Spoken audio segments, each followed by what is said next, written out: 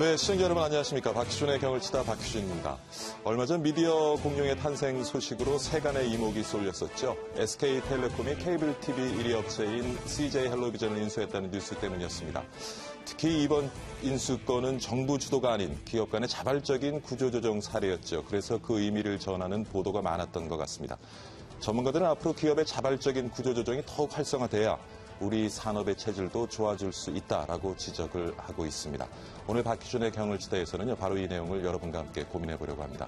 최근 한계 기업 위기로 몸살을 앓고 있는 우리 산업계에 어떤 시사점을 던지는지, 그리고 기업 경쟁력 확보 전략으로서 구조조정을 어떻게 활용해야 할지 전문가 모시고 말씀 나눠보도록 하겠습니다. 잠시 후에 돌아오겠습니다.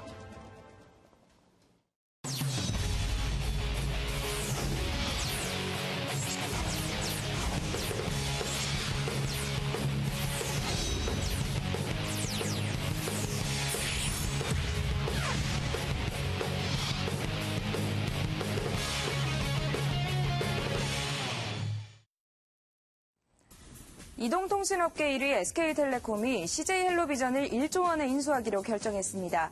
지난 2일 SK텔레콤은 CJ5쇼핑이 보유한 CJ헬로비전 지분을 인수해 CJ헬로비전과 자회사 SK브로드밴드의 합병을 추진할 계획이라고 밝혔는데요.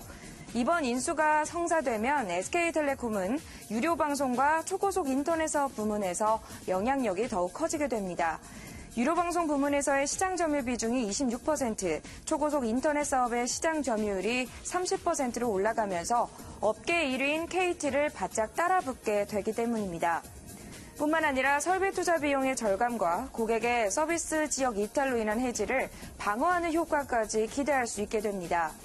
최근 삼성의 사업 재편도 두 차례나 있었죠. 지난해 말 한화그룹에, 올해는 롯데그룹의 방산과 화학 사업을 넘겼는데요.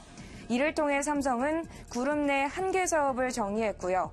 하나와 롯데는 기존 사업의 덩치가 커지는 효과를 거두게 됐습니다. 그룹 내 사업 재편도 활발하게 이루어졌는데요. 현대차그룹은 현대제철과 현대하이스콜을 합병해 철강 사업을 강화했고요. 이 태양광 사업을 육성 중인 한화그룹은 한화큐셀과 한화솔라원을 합병해 규모를 키운 상태입니다. 이 기존 정부 주도의 구조조정에서 이렇게 기업들이 자발적, 선제적으로 구조조정 움직임을 보이는 것에 대해 경제계에서는 긍정적인 평가가 이어지고 있는데요. 과연 선제적 구조조정이 갖는 의미는 무엇일까요? 또 긍정적인 평가를 갖고 있는 선제적 구조조정이 잘 자리 잡기 위해 우리가 해결해야 할 과제는 무엇일까요? 지금부터 경을 쳐보겠습니다. 스튜디오 나와주세요. 네, 김하빈 아나운서 수고 많았습니다. 오늘은 아주 스튜디오가 꽉 찼습니다. 네 분 나오셨는데요. 먼저 건국대학교 경제학과의 최백은 교수 나오셨습니다. 어서 오십시오, 교수님. 예. 그리고 서울여자대학교 경영학과의 김정진 교수 나오셨습니다. 반갑습니다. 안녕하세요. 네. 그리고 바른사회 시민회의의 김영훈 경제실장 나오셨습니다. 안녕하세요. 반갑습니다. 네, 그리고 법과경제연구소의 이주수 변호사 함께 하셨습니다. 예, 감사합니다. 자, 조금 전에 이제 SK텔레콤과 CJ헬로비전 인수건에 대해서 좀 살펴봤는데, 최 교수님, 어떤 의미를 좀 둘 수 있을까요? 사실 최근에 이제 우리 사회에서 기업의 구조조정이 이제 이슈가 되고 있는데요. 예. 기업의 구조조정이 좀 우리 국민한테 일반적으로 기억됐던 것은 아마 외환위기 이후에 당시 이제 정부 주도로 이제 주로 이제 우리가 뭐 빅딜이니 뭐 이런 이제 용어들이 이제 당시에 이제 유통되고 있었는데요. 그거 이후에 그러니까 이제 뭐 최근에 아마 이제 본격적으로 이제 그러니까 구조조정이 다시 이제 그러니까 부상되고 있는 것 같아요. 근데 사실은 최근에 이제 지금 아까 앵커도 소개했지만은 기자도 소개했지만은 이 CJ하고 SK텔레콤의 이제 그러니까 기업들 간의 자발적인 이제 그러니까 이 합병 같은 경우는 사실 진작부터 좀 있어야 됐던 겁니다. 그러니까 사실 이제 우리가 글로벌 금융위기 이전과 이후에 기업들이 그러니까는 사업에 굉장히 지형 변화가 많이 생겼어요. 그러니까 글로벌 금융위기 이전에는 주로 이제 신용 팽창에 기초해가지고 굉장히 제조업들이라든가 기존 사업들이 굉장히 좀 팽창할 수가 있었습니다. 근데 이제 금융위기 이후에 이제 신용 팽창이 줄어들면서 많이 이제 공급 과잉 문제가 이제 제기가 됐고요. 그에 따라서 기업들의 이제 수익성 악화라든가 경쟁 격화가 이제 심화가 되고 그랬었죠. 그러다 보니까 기업들 같은 경우 이제 기존 사업에서 수익성을 보다 이제 그러니까 경쟁력을 강화해야 되는 어떤 과제도 있고, 그다음에 이제 새로운 수익 사업도 만들어내야 되는 이런 과제들도 있고, 이런 이제 그 상황들입니다. 그런데 이제 우리나라 같은 경우는 최근까지만 하더라도 정부에서 사실은 기업 구조조정을 이렇게 좀 지원 내지는 좀 이렇게 원하기보다는 예. 사실은 어떻게 보게 되면 좀 이제 기업들을 좀 이렇게 좀 수익성이 약하더라도 끌고 가려고 하는 이런 입장이었었죠. 예. 좀 이제 경기에 좀 부정적인 영향을 미친다는 이런 이제 그러니까 이유 때문에요. 근데 사실 진작 그러니까 이런 기업들의 활발한 구조조정을 통해 가지고 사업 부문들을 그러니까 좀 재편할 필요성은 그러니까 사실 이미 있었다고 이제 보고 싶고요. 그런 점에서 이번에 이제 그러니까 SK텔레콤하고 CJ헬로비전 같은 경우도 이제 유료 방송 시장에서 이제 어쨌든 간에 예. 이제 통합인 건데 CJ헬로비전 같은 경우는 이제 케이블 방송 아닙니까요? 이제 대개 이제 유료 방송이라는 것이 이제 케이블 TV하고 인터넷 이제 그러니까 IPTV하고 위성 방송이 세 가지로 있는데 케이블 TV는 시장이 좀 이렇게 좀 줄어드는 이런 상황입니다. 예. 시장이요. 그러니까 사실 CJ 입장 속에서는 이제 그 경쟁력이 없는 사업들을 좀 이제 이런 케이블 방송이 정체되고 둔화되고 있는 상황 속에서 좀 이제 그걸 정리함으로써 좀 이제 그 내부의 어쨌든 간에 자원을 좀 효율적으로 사용할 수 있는 가능성이 생기게 되는 것이고요. SKT 같은 경우는 이제 그러니까는 주로 이제 인터넷을 통해서 주로 이제 사업을 했었는데 케이블 방송을 이제 인수함으로써 좀 이제 유료 방송에 있어서 조금 더 이제 시장 점유를 확대할 수 있는 이런 가능성이 열리게 되는 것이죠. 예. 결국은 이제 그러니까 어떤 이런 경쟁 격화에 대한 어떤 대응이라든가 이런 차원 속에서 기업들이 살아남기 위해서 지금 이제 이루어지는 이런 행위로 이제 볼 수 있고요. 이러한 것들이 좀 이제 아까 얘기했듯이 좀 진작부터 좀 활성화가 됐는데 좀 늦은 감이 없지 않아 있다 이렇게 좀 평가하고 싶습니다. 이번 인수권을 긍정적으로 평가하시는 것 같고요. 앞으로도 예. 좀 이러한 방향으로 기업들 간의 자발적인 인수합병이 좀 이루어져야겠다, 구조조정이 이루어야겠다 하는 말씀이신 것 같습니다. 이번 SKT의 CJ 헬로비전 인수가 통신방송업계에는 어떤 영향을 좀 미칠 수 있을까요, 교수님? 현재 그 SK텔레콤하고 CJ헬로 이 합병이 예. 기존의 이런 전례가 없는 상당히 유무한 그런 그 유무선 시장 업계가 통합되는 예. 굉장히 큰 그 업계 구도에 큰 영향을 미치는 이런 이제 사례라고 보고 있습니다. 특히 이제 이런 이제 기업 조정이 과거의 전례와는 굉장히 그 예상을 깨는 파격적인 양상을 보이고 있는데요. 예. 그걸 보면 CJ 같은 경우는 현재 이게 국내 그 최대 미디어 엔터테인먼트 사업으로 이제 성장을 하려는 이제 시점에 있었고요. 그럼에도 불구하고 그 CJ 기업이 알짜배기 회사였고 또 전략적 가치가 있는 그 헬로비전을 팔았다는 것이 상당히 그 기존 사람들이 예상을 지금 깬 파격적인 그 행태입니다.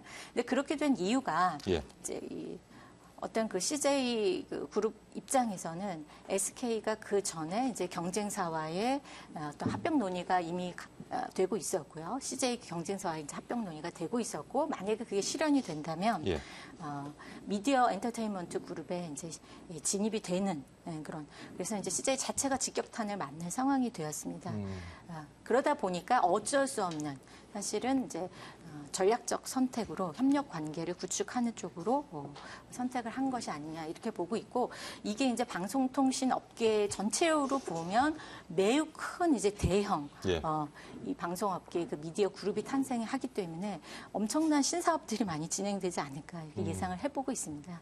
특히 이제 한마디로 좀 요약을 하면 통합 이제 플랫폼 회사다 이렇게 이제 표현을 할 수가 있는데요.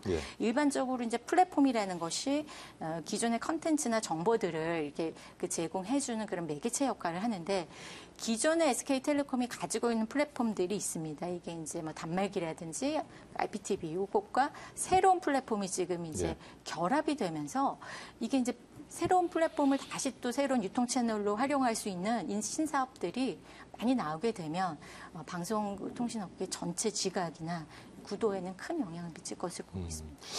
김 시장님, 물론 뭐 SKT나 CJ가 서로 원해서 한 인수 합병이겠습니다만 어느 쪽에 좀 더 이익을 가져갈 수 있다 보시죠? 이제 시장의 평가는 아무래도 SK텔레콤 쪽에 좀 더 이제 평가를 두는 것 같습니다. 그 이유는 기존의 이제 KT라든지 LG텔레콤 같은 이제 다른 사업자들 혹은 이제 CJ 헬로비전과 이제 경쟁했던 다른 케이블 업체들이 굉장히 우려하는 부분이 바로 이동통신업계에서 가진 SK텔레콤의 이 영향력이 그대로 이제 방송통신 쪽으로 전이될 것이다. 그렇기 때문에 굉장히 좀 우려하고 있는 부분이고요. 이제 그래서 지금 굉장히 많이 반대를 하고 있습니다.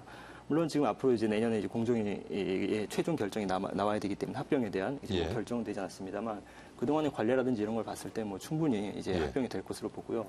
그리고 이제 그동안 우리 방송통신 시장에 문제가 있었습니다. 예를 들어 이제 케이블, IPTV, 위성통신 사실상 같은 이제 시장을 놓고 경쟁하는 이제 그런 구조임에도 불구하고 각각의 개별 이제 규제가 이제 있었거든요. 이제 그런 부분들이 이 사태를 이번 합병을 계기로 좀 통합적으로 어떻게 이제 규제를 해야 되는지 같은 시장으로의 통합이 아마 논의가 좀 될 거고요.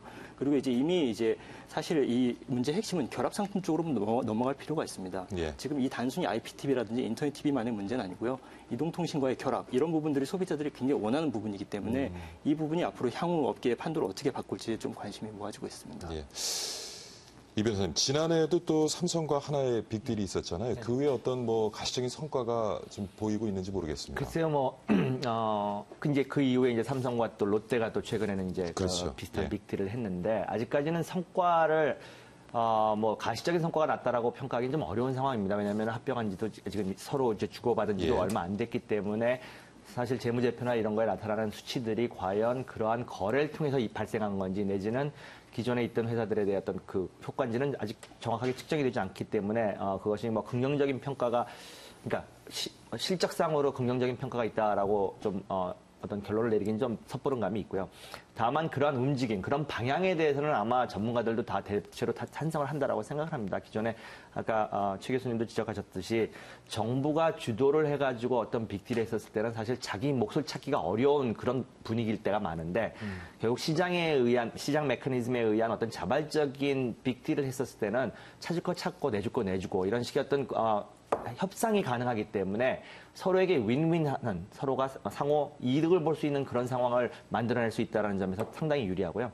앞으로 향후에도 좀 이런 것들이 좀 지금 우리나라 어떤 기업들의 내면을 보면은 규모가 큰 기업이든 작은 기업이든 상관없이 지금 다 어려운 국면에 있는 것만큼은 누구나 다 인정하시는 상황에서 결국은 이 어려움을 타개하는 방법은 산업 간의 어떤 그런 구조조정을 하지 않는 그것만이 유일한 지금 해결책인데 그거에 지금 적극적으로 나서지 않는 기업에게도 이번에 몇 건의 이제 사례들이 좋은 아마 지침이 될 거라고 생각을 합니다. 아까도 여러분들이 지적하셨듯이 지금 우리 기업들이 직면하고 있는 이 공급 과잉의 문제, 어떤 제한된 시장 내지는 수출 활로가 지금 크게 개선되지 않는 상황에서 공급 과잉의 문제라고 하는 것을 해소하기 위해서는 결국은 어떤 그 규모가 이제 크게 만들기 위한 어떤 그런 그 구조조정이 좀 이루어져야 된다는 측면에서는 아마 대체로 다 찬성을 할 것이라고 생각합니다.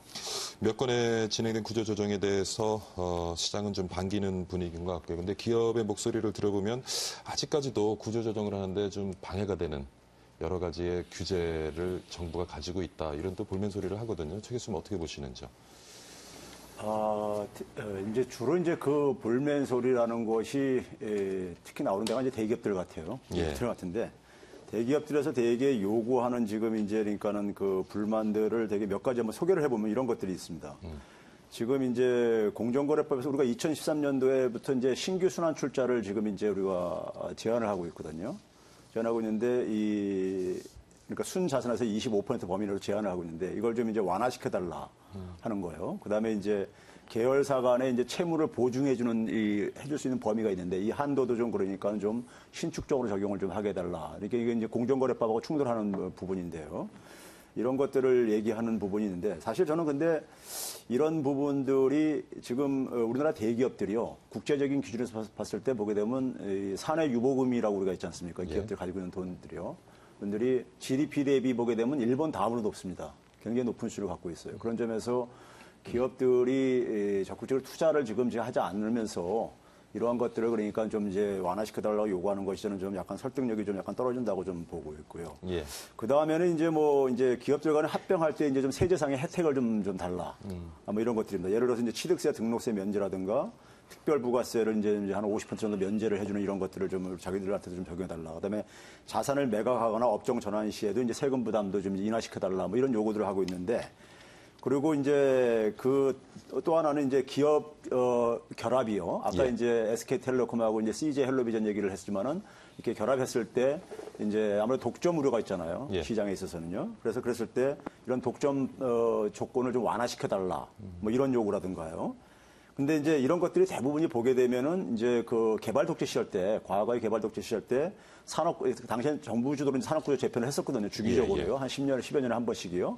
그때 이제 그러니까 되게 그 적용됐던 하나의 방식들이 되게 지금 요구되는 것들이요. 요구되는 것들인데 그런데 이제 우리가 한 가지 여기서 좀 이제 우리가 좀 생각해 봐야 될 점은 뭐냐면요. 우리가 90년대 이후에 세계화하고 그다음에 시장 개방이 가속화되어지면서 국가가 경제 활동에 개입하는 것이 굉장히 이제 축소가 되고 약화가 됐습니다. 약화가 되면서 우리 경제학자나 사회과학자들은 그걸 이제 어떻게 평가를 하냐면은 사실 우리나라 재벌 대기업들이 조세 지원이라든가 금융 지원이라든가 그다음에 이제 뭐 국민들의 강제 저축이라든가 이런 것들에 의해서 상당히 이제 그러니까 육성된 측면이 있는데 갑자기 정부가 그러니까는 시장에서 역할이 축소되어지면서 이 재벌 대기업들이 가지고 있는 그러니까 사회적 책임까지도 면죄부를 줘버리게 됐다. 이런 이제 평가들이 한쪽에서는 좀 있고 그렇습니다. 예.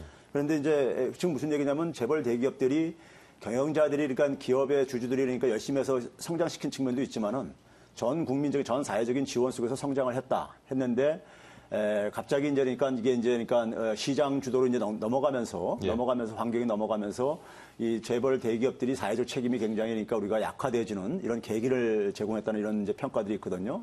그런데 만약에 과거의 개발 독재 시절 같은 이러한 그러니까 특혜를 구조조정 방식을 만약에 재벌 대기업들이 요구를 하려면은 사실 재벌 대기업들의 사회적 책임도 마찬가지로 이제 수반을 해야 되거든요. 왜냐하면 일정하게 이건 특혜를 의미하기 때문에 왜 그러니까 우리가 재벌 대기업한테만 더 특혜를 줘야 되는가? 현재 그러니까 우리가 법이란 테두리 내에서 그러니까 영업을 하면 되는 건데 그걸 줘야 되는가 하는 이런 문제도 있거든요. 이제 그랬을 때 그런 부분들이 좀 이제 정리가 되어져야지만이 그러니까 이 기업들의 어떤 요구 사항들도 정치권에서 처리하는 것도 그러니까 우리가 좀 가능할 것이고요. 그렇지 않으면 이런 것들이 최근에 원샷법이 그러니까 국회에서 이게 그러니까 홀딩되고 있듯이 이게 그러니까 잘 그 이해 갈등 문제를 좀 조절하는데 좀 애로가 있을 것이라고 생각합니다. 예. 김 교수님, 원샷법은 어떻게 보시는지요? 원샷법이 지금 이제 정기 국회에서 통과만 되면 바로 이제 기업들이 구조조정을 하는데 매우 이제 수월한 이제 이게 시점이 될 것 같은데 지금 현재 뭐 5개 이제 상임위원회에서 서로 이해관계가 지금 얽혀 있고 그래서 또 야당에서 반대를 하고 있는 상황에서 이게 이제 언제 이제 이 정기국회를 통과할지 좀 모르는 상황이죠. 근데 저는 이제 이런 그 법에 기반해서 이제 구조조정의 그 제도적인 그 뒷받침을 받는 것도 중요하지만 과거부터 너무나 그 법 위주의 그 제도 위주의 그 구조조정을 해왔지만 지금은 민간에서 민간 주도적인 좀 자율적인 시스템을 구축을 해서 이런 그 민간 주도적인 시스템에 대안을 찾는 것도 하나의 방법이라고 생각을 합니다. 그래서 각각의 분야의 전문가들 예컨대 뭐 변호사님들 또 이제 그 컨설턴트 이런 분들이 민간 주축으로 해서 어떤 협의체를 또는 민간 주도의 시스템 구조조정할 수 있는 시스템을 만들어 놓고 거기에서 그걸 통해서 운영을 하는 것도 하나의 대안이 아닐까 이렇게 보고 있습니다. 지금 말씀하신 것처럼 원샷법 국회 통과가 지지부진하는 이유는 좀 이해관계를 달리하는 그러한 집단들이 있다. 어떤 내용이?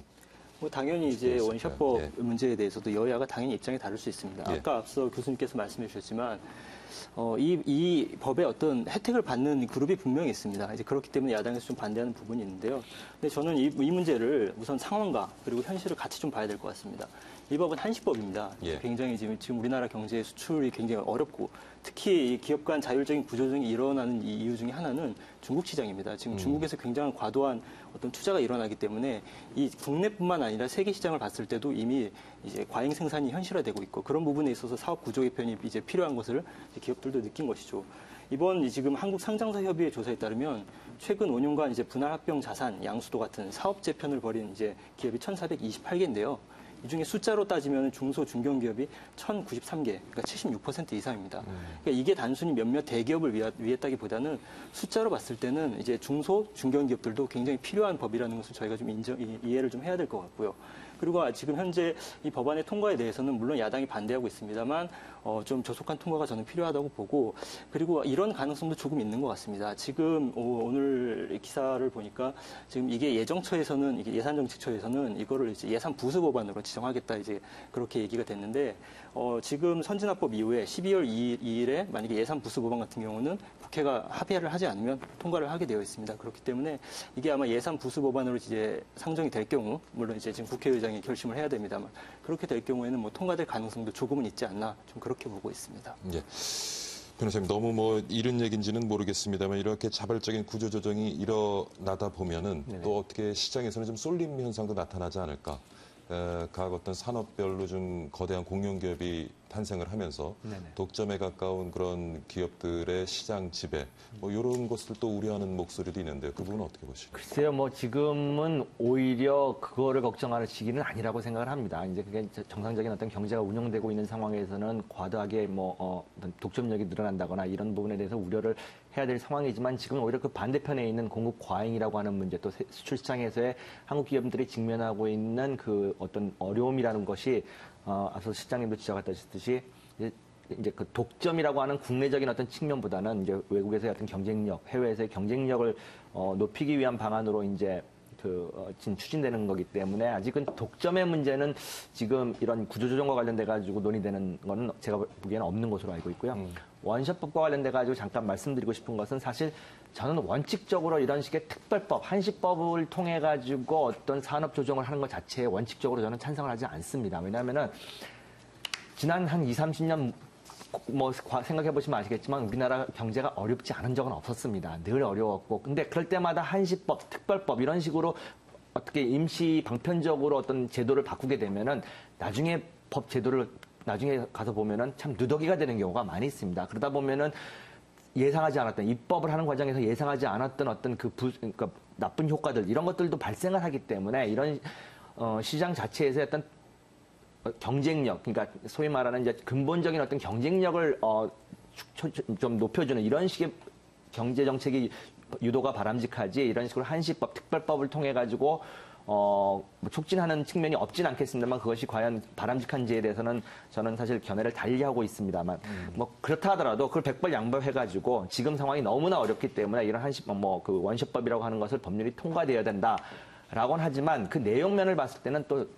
사실 이것이 왜 여기에 들어갔는지를 모를 정도의 내용들이 사실 끼어들어 있는 것도 사실입니다. 예를 들면은 공정거래법상의 증손회사의 경우 지금 100%를 소유하게 돼 있는데 그 부분에 대해서 좀 20%를 낮춰달라. 이런 부분들은 어떻게 보면은 어떤 그룹의 구조조정에 도움이 될 것처럼 보이지만 다른 소위 말하는 나쁜 부의 효과라는 게 분명히 있거든요. 지금 우리나라 대기업들의 가장 큰 문제가 문어발식 팽창 내지는 계열사를 무한대로 늘리고 있는 이런 측면들을 규제하기 위해서 지금 도입된 것이 공정거래법상의 이제 지주회사법 관련된 규정이고 증손회사 이하로는 100%를 소유해라라고 하는 것인데 이런 근본적인 것까지 그 법의 내용에 담고 있다거나 또 한 가지는 이제 얼마나 강론적인 이야기를 들을 수 있을지는 모르겠습니다만은 이제 어려움의 계열사 채무 보증 아까 이제 최 교수님도 말씀을 하셨습니다만 예를 들어서 계열사들이 채무 보증을 좀 할 수 있게끔 한시적으로 좀 허용을 해달라 이런 내용들이 있는데요. 사실 과거에 IMF 때도 보면은 우리 기업들이 직면했던 문제가 뭐냐면 하나의 계열사가 어려움에 봉착을 하면은 그것이 줄줄이 채무 보증으로 엮여가지고 전체 그룹에 이제 위기가 오는 그런 상황들이 조장이 됐던 뼈아픈 경험을 갖고 있습니다. 그런데 요번에 이제 그것이 다시 또 들어온다라는 게 아무런 어떤 안전장치가 없이 이런 식으로 들어온다고 하면은 한시법이 이제 없어졌을 때 다시 그 채무 관계가 남아있는 상태에서 그룹의 또 그 어떤 그 복잡한 채무 관계가 계속해서 존속할 수밖에 없고 97년대에 경험했던 그 뼈아픈 어떤 그 것이 다시 존속될 수 있는 그런 문제들이 있거든요. 내용들을 보면은. 그렇기 때문에 지금 이 논의를 좀 더 개별적으로 저도 이제 이현재 그 의원이 대표 발의한 법안에 대해서 쭉 내용을 봤습니다만은 전체적인 방향에서 설사 그래 지금은 위기니까 찬성을 해줄 수 있지라고 하더라도 개별적인 법 조항을 봤었을 때는 상당히 논의가 많이 진행되어야 되는 부분들이 있는 것만큼은 분명한 사실입니다. 제가 원샷법 한 가지만 좀. 예, 말씀해 주십시오. 이 원샷법이라는 것이 우리가 이제 시청자를 위해서요 좀 풀어서 설명한다면은 이게 기업들의 사업을 재편하는 것을 좀 지원하기 위해서 만든 이제 한시적인 특별법입니다. 그래서 우리가 원래 명칭은 사업 재편 지원 특별법 이렇게 돼 있습니다. 이게 이제 원래 이걸 이제 모방한 것이 일본의 이제 산업활력 재생 특별 조치법이라는 것이 99년도에 제정된 게 있어요. 그걸 모방을 한 거예요. 일본에서 효과가 좀 있었죠. 예. 근데 이게 이제 제가 그래서 좀 한마디 하려고 하는 겁니다. 국내에서 많은 이제 그러니까 특히 이제 법학자들 같은 경우 이게 이제 효과가 있다고 그렇게 얘기를 하시는데 제가 그래서 이 관련 논문들 다 이렇게 좀 조사해 봤습니다. 조사해 봤는데 일본 같은 경우도 이게 이제 장기 불황에 이제 대응해서 이제 과잉 공급 이런 부실기업 정리 이런 문제를 이제 해결하기 위해서 사실 이게 도입한 거거든요. 예. 했는데 결론부터 얘기하게 되면요. 수익성 같은 경우는 거의 그러니까 유의미한 결과가 개선됐다는 게 안 발견되지고요. 생산성이나 성장성은 오히려 둔화가 되었습니다. 일본이 만약에 큰 효과를 봤다면 일본이 이렇게 장기 불황 안 겪죠. 사실 그러니까 이제 일본 같은 경우도 전면적인 산업을 재편하기 위해서 좀 이걸 한 겁니다. 예. 했는데 그게 지금 안 되다 보니까는 지금 이렇게 되는 것이고 그리고 이제 우리나라 같은 경우도 이 원샷법의 적용 대상을 이제 과잉 공급 업종이라든가 그 다음에 이제 신성장 산업에 진출하기 위해서 이제 사업 재편을 추진하는 이런 이제 경우에만 이제 이렇게 제한적으로 이렇게 한다고 도입한다 그러는데 예. 일본이 새로운 성장 동력 산업을 만들기 위해서 제가 이 시간에도 한번 출연해서 얘기했지만 창조 산업을 이제 그러니까 90년대 후반부터 이제 합니다. 근데 그 결과가 굉장히 처참합니다. 처참하거든요. 그러니까 이 원샷법이 그렇게 우리가 알려진 것처럼 크게 도움이 안 됐어요. 그러니까 기업들에게 그러니까 세제 지원 이런 혜택은 줬지만은 생산성이라든가 그다음에 효율성이라든가 이런 자본의 효율성이라든가 이런 건 크게 개선되지 않았다는 것이 실증 연구상 그러니까 이게 많이 나와 있습니다. 나와 있거든요. 그래서 사실 이 문제는요. 제가 볼 때는 산업 구조를 전반적으로 그러니까 우리가 산업체계를 전면적으로 그러니까 재검토해야 되는 이런 문제들이거든요. 그러니까 예. 기업들에게 그러니까 단기적인 그러니까 어떤 하나의 당근을 제시해주는 이런 문제가 아니라 산업 구조를 우리가 어떻게 바꿀 것인가, 어떻게 업그레이드 시킬 것인가, 그다음에 산업 체계를 어떻게 다양화시킬 것인가 이런 문제들을 종합적으로 검토해가지고 정부와 산업계하고 그다음에 학계가 다 머리 맞대고 야당과 여당 다 통틀어가지고요, 해가지고 거기서 어떤 하나의 우리가 큰 물줄기를 좀 큰 그림을 잡은 다음에 그 다음에 이제 그것을 이제 그 법률적인 지원할 거 있으면 지원을 해주고 그렇게 해야 되는 것인데. 이게 지금 되게 보면 기업의 어떤 소원 처리처럼 이런 것처럼 되고 있기 때문에 그 결과가 저는 굉장히 좀 이제 이 효과가 굉장히 일본의 경험을 비춰봤을 때 의구심이 든다는 얘기죠. 저는 그 부분에 대해서 조금 이제 생각을 달리하는 부분들이 있는데요. 지금 이제 교수님께서 말씀하신 부분이 이제 정부와 기업이 머리를 맞대고 함께 산업 구조를 재편하자 이제 이런 쪽으로 제가 이해를 했는데 그동안 우리나라 방식이 이제 약간 그런 쪽이었습니다. 예를 들어 이제 정부 주도였죠. 86년에 이제 경제기획원이 당시 한 21개 기업 강제 정리를 했었고요. 그리고 이제 98년도에도 한 55개 부실기업 이제 금감위가 정리를 했었습니다. 그런 방식들의 문제가 많기 때문에 이번 같은 경우는 저는 이제 정부 쪽은 좀 많이 빠지는 것이 낫고 기본적으로 이게 아까도 말씀해 주셨지만 그 합병 구조 개편을 하기 위한 제도라든지 정비를 마련을 해주고 그 과정에서 결국 기업들 간에 너희들이 알아서 하라. 그리고 망할 놈은 다시 이제 망할 기업은 다시 망하게 하고 살아남는 기업의 수익성을 높이는 방향으로 이게 재편이 돼야지 결국 또 다시 정부가 들어가는 것이 과연 맞느냐. 사실 이 기업 사업 구조 재편 관련해서 또 이제 정부의 입김이 지금도 너무 강한 부분들이 있습니다. 예를 들어 지금 정책금융 같은 경우도 GDP 대비 우리나라가 한 7%를 넘고 있는데 이게 굉장히 많은 이제 금액이거든요. OECD 평균이 한 3%를 조금 넘습니다. 우리나라는 이미 지금도 정책금융을 통해서 기업의 어떤 그런 부분들에 대해서 정부가 많이 지원을 하고 있고 이것 자체가 산업 구조를 왜곡하고 있는 부분들이 있습니다. 많은 좀비 기업들이 있고요. 그렇기 때문에 차라리 이런 지원 제도를 통해서 산업의 자율적인 구조 조정을 하도록 활성화하는 게 낫지 않나 그렇게 봅니다. 예. 오늘 세제금융 지원이 많은 부분을 차지하고 있어요. 네. 정부의 내용적으로 보게 맞습니다. 됩니다. 지금 기업의 자율적인 구조 조정에 대해서 뜨거운 토론을 이어가고 있는데요. 잠시 쉬어가도록 하겠습니다.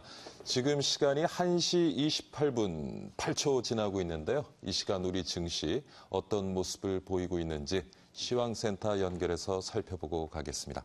시황센터 나와주십시오.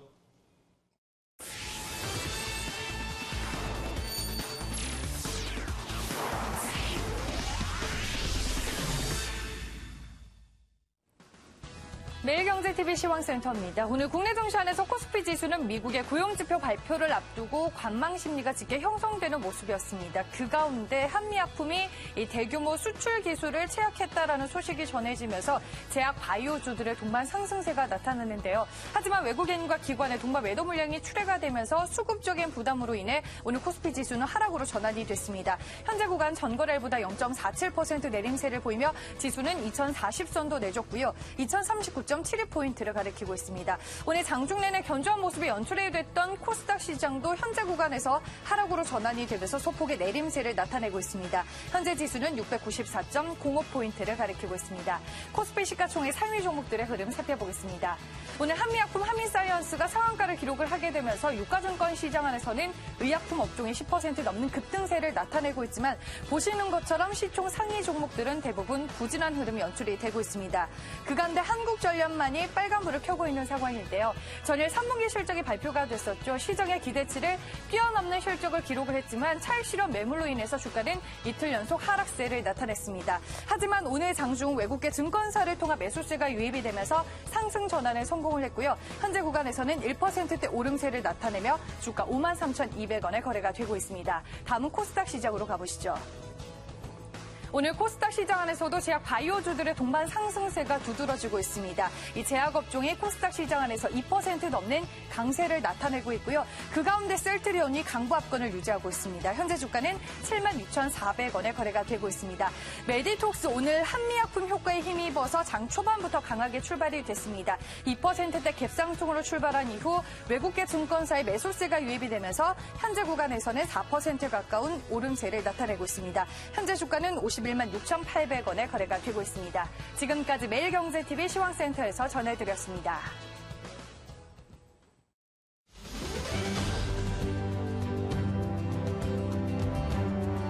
대한민국 자전거의 새 미래를 연다. 단 한 번의 시선으로 모든 가치를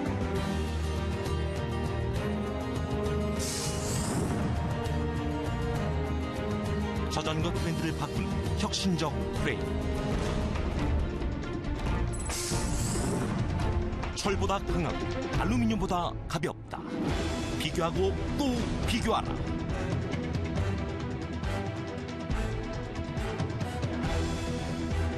강하면서 가벼운 나노카본 프레임.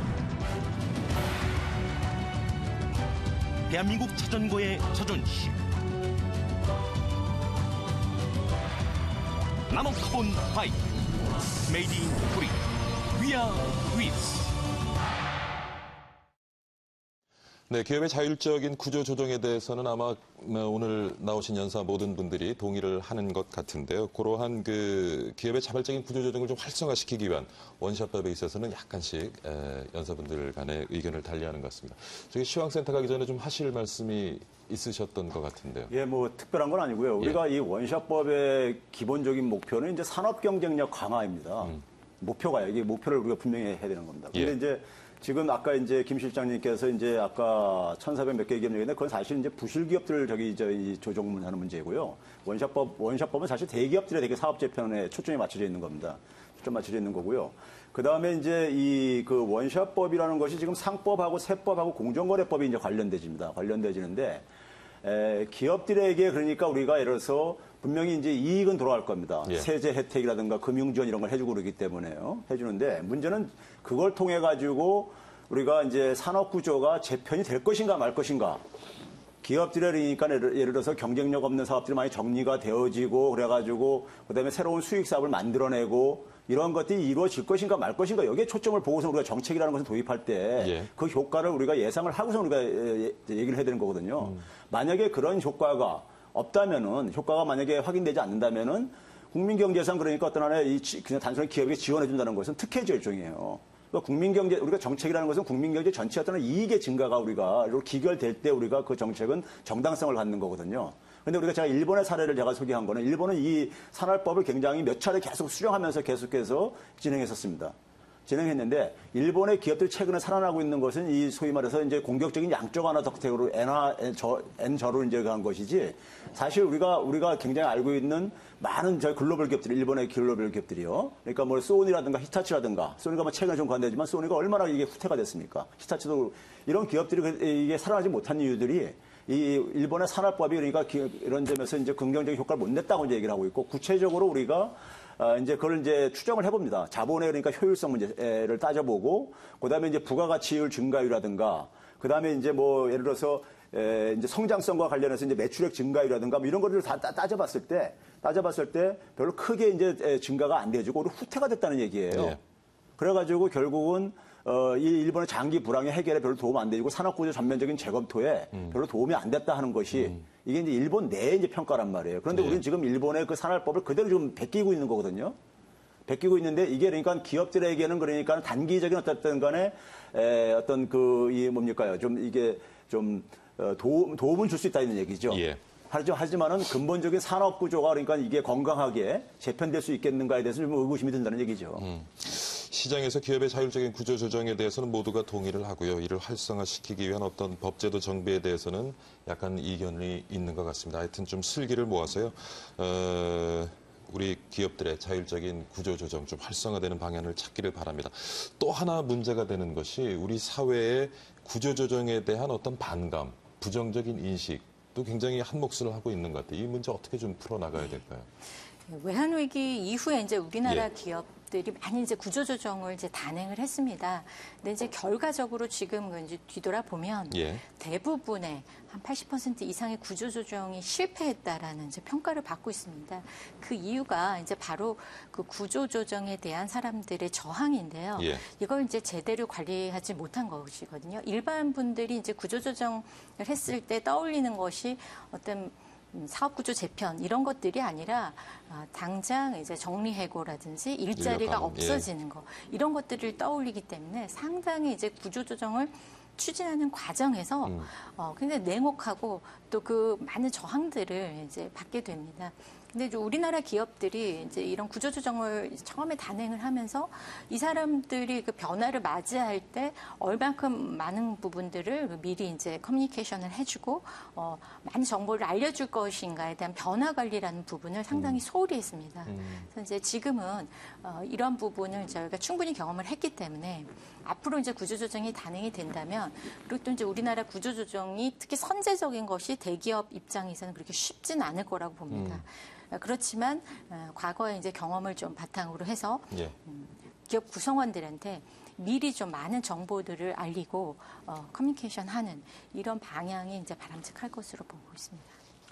또 한 가지 추가로 예. 말씀을 드린다면 사실 구조조정이라고 한다고 하면은 이제 인수합병을 떠올릴 수밖에 없습니다. 근데 지금 정부라든지 시장이라든지 뭐 자율적 구조조정도 그렇지만은 저희가 소위 M&A, 인수합병이라고 하면 두 가지가 있습니다. 크게 대별했을 때 뭐 적대적인 게 있고 호의적인 게 있고 한데 지금은 아시다시피 대한민국의 어떤 모든 수치상으로 M&A, 그러니까 인수합병이 우리나라와 비교할 수 있는 나라와의 비교해서도 상당히 낮은 수준입니다. 근데 뭘 말하냐면은 시장에서 지금 뭐 그러니까 프렌들리 이제 M&A라고 하는 것 부분에 대해서는 뭐 어떤 국가 정책적으로도 좀 신경을 쓰고 뭐 법제도를 마련하고 이런 분위기가 있습니다만은 적대적 M&A라고 하는 어감 자체가 나빠서 그렇지 사실 그것이 나쁜 것만은 아니거든요.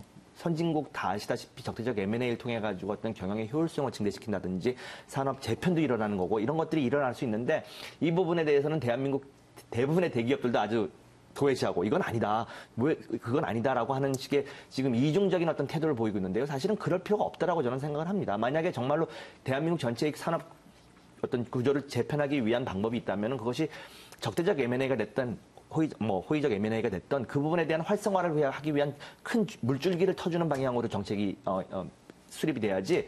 뭐 서로가 좋아가지고 악수하고선 사인하고 하는 그런 호의적인 건 좋지만 적대적으로 예를 들어서 주주의 권익을 증대시키기 위해서 주주 가치를 높이기 위해서 어떤 누군가가 왔었을 때 그 부분에 대한 반감은 그대로 유지한 채로 한다라고 하는 것은 어떻게 보면 정책이 이게 앞뒤가 안 맞는 그런 측면들도 분명히 있는 것 같고 말씀하신 것처럼 이제 그 구조조정에 대한 어떤 반감, 국민들의 반감도 아마 그 적대적이라고 하는 어감 자체에서부터 오는 것부터 파생해가지고 그거는 남의 뭐 기업을 갖다가 뺏어가는 거 아니야라고 하는 이런 부정적인 인식 이런 것부터 또 좀 해소해야 되는 게 아닌가라는 생각을 해봅니다. 예. 교수님 말씀에 이어서 사실 적대적 M&A가 나쁜 게 아니거든요. 지금 외국에서도 많이 활용하고 있고 우리나라에서도 활성화될 필요가 있습니다. 다만 이제 제가 조금 우려스러운 것은 외국에서 말하는 적대적 M&A는 이제 시장의 어떤 효율성을 높이기 위해서는 창과 방패가 서로 대등하게 이제 경쟁을 해야 되겠죠. 이제 그런 부분에 있어서 우리나라가 이제 같은 이제 규제를 갖고 있냐 이제 그런 부분에서는 조금 사람마다 의견이 좀 다른 것 같습니다. 그리고 아까 이제 교수님께서 기업 구조조정 관련해서 이제 투명한 정보 공개라든지 이런 부분도 말씀을 해주셨는데 기업 구조조정 관련해서 그런 부분들은 조금 어려운 것 같습니다. 아마 이번 이제 구조조정 SK 같은 경우도 인수합병이 굉장히 이제 갑작스럽게 발표됐고 많은 경우가 이제 좀 그렇게 진행이 됩니다. 그렇기 때문에 이제 어떤 이제 소속 구성원들에게 이런 거 모두 알리기는 조금 어렵지 않나 하는 그런 생각도 들고요. 97년 IMF 기업 구조조정이 이제 실패라고는 좀 보지 않습니다. 왜냐하면 이제 기업 구조조정이 실패라는 것은 그 이후 기업이 결국 이제 계속 망했다, 혹은 경영 성과가 계속 떨어졌다, 우리 경제가 더 안 좋아졌다, 이런 부분으로 이제 좀 평가를 해야 되는 거고요.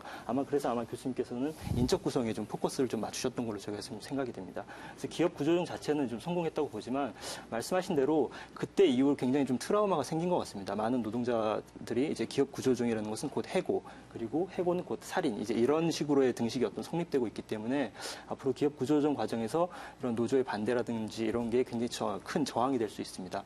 근데 다행히 이번 같은 경우는 아마 큰 이제 노조에서도 찬성을 했던 것 같고요. 그리고 이제 기업 구조조정은 이제 결국은 노동시장하고도 좀 연관이 되는데요. 이거는 이제 기업 구조조정 문제만 갖고 볼 문제는 아니고 우리나라 노동시장에 좀 문제도 있습니다. 굉장히 노동시장 자체가 굉장히 이중시장으로 되어 있기 때문에 한쪽은 굉장한 과도한 보호를 하고 있고 한쪽은 이렇게 보호하지 않는 상황에서 과연 모든 분들을 이제 같이 보호할 수 있느냐, 이제 그런 문제는 좀 다른 각도에서 좀 논의가 되어야 될 것 같습니다. 기업 구조조정이 우리나라가 좀 이렇게 활성화가 안 되어져 있는 이유가요, 사실은요. 저는 정부하고 사실은 정부의 정책이라든가 지금까지, 그다음에 이제 아까 이지수 변호사님이 지적하셨지만은 대기업들의 이중적인 어떤 태도의 산물이기도 해요. 지금 무슨 얘기냐면은 우리나라 대기업들이라든가 우리나라 정부의 정책이라는 것은 그동안에 고도 성장 기간에 그러니까 외형을 계속해서 이렇게 키우는 방식이었었어요. 근데 구조조정은 이게 어떻게 보면 이제 정리를 하고 해야 되는 문제이거든요. 정리하고 해야 되는 부분인데 그러다 보니까는 M&A 시장도 활성화가 안 되어 있고 기업 구조조정 시장도 제대로 안 돼 있고 그러거든요. 예를 들어서 이제 우리가 부실자산 시장, 이번에 이제 우리가 구조조정할 때 자발적인 구조조정도 있지만은 이제 그러니까 부실자산 정리하는 구조조정도 있는데요. 부실자산 시장이 우리나라 같은 경우 보게 되면은 대개 부실자산을 시장에 참여하는 주체들이 보는 벌처펀드라든가 사모펀드들이 대개 그 역할들을 하는데 우리나라는 그런 게 제대로 발달이 안 돼 있단 말이에요. 특히 이제 우리나라 사모펀드가 좀 지금 이제 초창기라고 하지만은 이 구조조정과는 거의 관련이 없이 지금 이렇게 지금 돼 있고요. 이런 상태가 왜 이렇게 됐는가 보게 되면 과거에 우리의 이 경제 성장의 과정의 어떤 산물이기도 하고 또 대기업들이 거기에 대해서 굉장히 우리가 좀 이제 이중적인 태도를 가지고 있었던 측면도 있었거든요. 그런 점에서 이번에 지금 진행되어지고 있는 한 가지 우리가 이제 부실자산 정리와 관련 기업 구조조정도 보게 되면요. 우리가 흔히 이제 28조 원대 구조조정이다 이런 말들을 지금 하고 있거든요. 유암코라고 해가지고 연합자산관리사라고 하죠. 그러니까 이제 그걸 추진하는 것도 보게 되면은 이게 이제 정부 입장 속에서는 정부가 주도를 하게 되면 뭔가 자꾸만 이게 또 이제 비판받을까봐 채권단, 은행 채권단들한테 이제 주도를 한다 하지만은 제가 볼 때 내용적으로는 보게 되면은 이게 반관 반민식이에요. 여전히 그러니까는 그 관이 내용상으로는 개입을 하고 있다고 저는 보여지는데 근데 이것도 결국은 제가 볼 때 상당히 이걸 통해서 대기업 구조조정을 하겠다는 건데 대기업에 사실 지금 부실자산이 굉장히 더 심각합니다. 중소기업들보다 사실은요. 근데 이걸 하겠다는데 제가 볼 때는 이 효과성이 굉장히 좀 의구심이 드는 이유가 하나는 이겁니다. 하나는 이게 지금 이제 기초재원을 한 4조 원 정도로 지금 이걸 유한코가 가지고 있다고 우리가 얘기를 하는데 거기다가 이제 민간에서 외부 자금을 한 10조 원 정도를 많게는 10조 원까지 추가로 이제 추가한 다음에 그걸 시드머니로 해가지고 부실 자산을 한 50%에 매입을 한다면은 한 28조까지 그러니까 매입할 수 있겠다 해가지고 28조 원대 구조조정 사업이라고 이렇게 얘기를 하고 있는 겁니다. 그런데 지금 이 10조 원을 그러니까 외부에서 추가로 이게 지금 들여오는 것에 대해서 이게 굉장히 신빙성이 굉장히 약하다 이거예요. 왜 그러냐면 외부에서 이 펀드로 이제 그러니까 자금이 유입되려면 수익성이 담보가 돼야 되는데 수익성이 별로 담보될 것 같지가 않고 그다음에 이 시장이 제대로 형성이 안 돼 있단 말이에요. 그러면 결국은 은행 채권단들이 결국은 출자할 수밖에 없는데 그랬을 경우에는 이게 제대로 될 수 없습니다. 왜 그러냐면은 은행들이 만약에 자기들이 가지고 있는 기업들의 부실 자산을 주식이나 채권을 만약에 팔았는데 유한코한테 넘겼는데 만약에 50% 가치보다 더 싸게 팔게 되면은 나중에 배임죄로 걸릴 거고요. 만약에 비싸게 가게 되면 유한코가 손실 볼 거고요. 원금 손실을 보게 될 거고요. 그렇기 때문에 그랬을 경우에 결국은 이게 제대로 지지부진 사업이 되다 보면은 결국은 은행들 같은 경우 또 이제 중소기업이나 이제 대상으로 할 것이고 거기다가 이제 정치적으로 이게 맞물려 있다 보니까 내년도에 이제 총선도 있고 그러다 보니까 올 연말 내로 이걸 끝내자 그러는데 이게 연말 내로 이게 끝낼 수 있는 사업이 아니거든요. 이게 지금요. 그러니까 이게 대기업 이런 지금 일반 중소기업들 같은 경우는 지금 괜히 우리 애매한 중소기업들만 지금 이제 그러니까 다 이제 대기업들 지금 거론되고 있는 대기업들과 관련된 하청 중소기업들만 괜히 애매하게 저기 이제 거기에 이제 희생양되는 게 아니냐 하는 이제 이런 시장의 그 불만이라든가 반감 같은 것들도 이제 있는 이유도 정부가 그러니까 이런 부분들을요. 우리나라 같은 경우 시장이 조성이 안 돼 있기 때문에 제가 볼 때는 이중 출액을 써야 된다고 생각합니다. 하나는 정부가 커다란 밑그림을 그려줘야 돼요. 그러니까 시장이 형성이 안 돼 있기 때문에. 그 다음에 이제 뭐냐면 사모펀드들을 이번 기회에 좀 그 개입시켜가지고 사모펀드들이 우리가 경쟁력도 강화시킬 겸 해가지고 훈련도 시킬 겸 해가지고요. 사모펀드들한테 이걸 관리를 맡기고 실무적인 것들은요. 뭐 이런 방식으로 해가지고 좀 그러니까 이게 해야 되는데 이거를 그러니까 결국은 금융감독원이 그러니까 은행이나 그냥 족쳐가지고 은행을 내셔가지고 이렇게 밀어붙이고 하고 있다 보니까 이게 이게 저기 그 성과를 제대로 낼 수 있겠는가 하는 그러니까 과거 방식에서 이걸 탈피를 못 하고 있다 보니까는 정부는 열으니까요. 그러다 보니까는 계속해서 우리가 M&A라든가 기업 구조조정이 상시적으로 활성화돼야 된다고 하는 얘기는 다들 동의하지만은 그게 안 되는 이유가 바로 이제 그런 점에 있다는 얘기입니다. 정부 개입은 뭐 올바른 방향은 아니라고는 하지만 우리나라의 어떤 기업의 구조조정, 인수합병을 위한 또 자금 조달을 위한 시장이 제대로 형성되어 있지 않기 때문에 정부가 어느 정도 큰 그림을 그려주고 좀 지원을 해야 되겠다라는 말씀을 하신 것 같고요. 그리고 좀 전에 지적하신 것 중에 하나가 그 구조조정, 인수합병과 관련된 어떤 대기업들의 이중적인 태도도 조금 문제가 있다. 지적을 하셨는데 해외 같은 사례를 보면요, 교수님, 뭐 IBM 같은 경우도 사실 컴퓨터가 주력 사업인데 매각을 했고요. 그러면서 이제 서비스 산업 쪽으로 기업 구조를 재편을 했고 그 외에도 뭐 지휘 사례도 있고 굉장히 좋은 사례들이 많이 있는데 지금 여기서 우리도 좀 어떠한 그 구조 조정을 위한 사업 재편을 위한 어떤 좀 노하우, 방법론들을 좀 습득해야 하지 않을까 싶습니다. 실제 이제 선제적으로 이제 구조조정하는 거는 사실 말처럼 그렇게 쉬운 일은 아닌 것 같습니다. 특히 이제 저도 이제 기업 컨설팅을 했었고 구조조정을 이제 참여를 했었는데 되게 보면 자신의 이제 사업을 굉장히 객관적으로 놓고 더 중요한 것과 덜 중요한 것을 이제 구분을 하고요. 그다음에 덜 중요한 거를 포기를 해야 되는 것이거든요. 그래서 어떤 사업들을 포기할 것인가 이거를 결정하는 과정이 기업들한테도 굉장히 고통스러운 과정입니다. 예전에 이제 제가 한번 컨설팅을 했었던 기업에서 그 기업의 모태 산업을 저희가 이제 객관적인 분석을 통해서 매각하는 걸로 결정을 했습니다. 근데 당시에 그 기업의 경영진 분들이 이 사업은 이제 우리 회사의 정체성이다. 뿌리다. 이것을 어떻게 매각할 것인가라는 굉장한 저항에 부닥쳤습니다. 그래서 실제 이제 포기해야 되는 사업들이 정말로 이제 나아가야 하는 전략 방향과 맞지 않거나 또는 좀 덜 중요하거나 이런 경우에는 어떤 그 경영 원칙이나 객관화에 대한 분석에 따라서 포기를 하는 이제 저는 그 버림의 미학을 이제 선진 기업들은 잘 실천하고 있다 이렇게 보고 있습니다.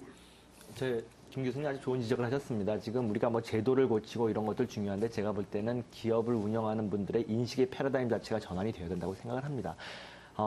보면은 지금까지 우리나라의 어떤 고도성장기에 보면 움켜쥐는 미학, 그러니까 소위 말해서 자기가 갖고 있는 것, 내지는 아버지 선대에서 마련한 기업을 후대에 와가지고 매각한다거나 이런 거에 대한 어떤 죄의식 이런 것들이 사실 잔재하고 있는 것이 사실입니다. 근데 현대에 있어서의 경영의 어떤 환경이라고 하는 것은 그것을 용납할 정도의 여유가 있지는 않습니다.